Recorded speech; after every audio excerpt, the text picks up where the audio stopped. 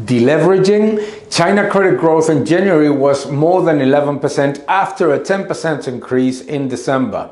The rate cuts, the liquidity injections, what they're showing is that China is not looking to change its indebted model or address the imbalances created by massive increases in leverage from households and from some of the more weak state-owned enterprises. No, what it is trying to do is to inflate GDP at any cost, and unfortunately that is delivering diminishing returns. It's been happening since 2008 and it is not changing, and the problem is that what it tries to prevent, which is an economic slowdown, first is almost impossible to prevent because the cycle has already turned. But more importantly, I think that the risk that we face here is that that massively indebted model leads to a Japanese-style stagflation.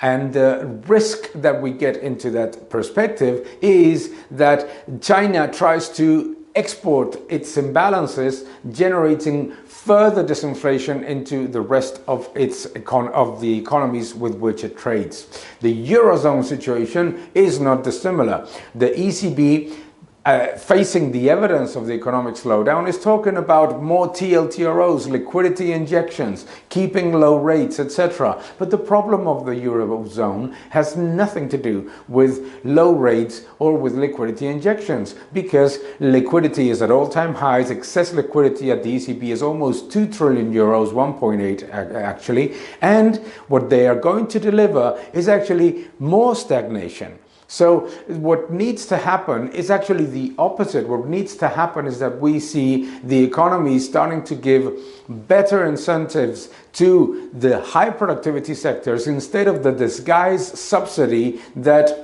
low rates and negative rates or liquidity injection mean for the obsolete and for the unproductive sectors.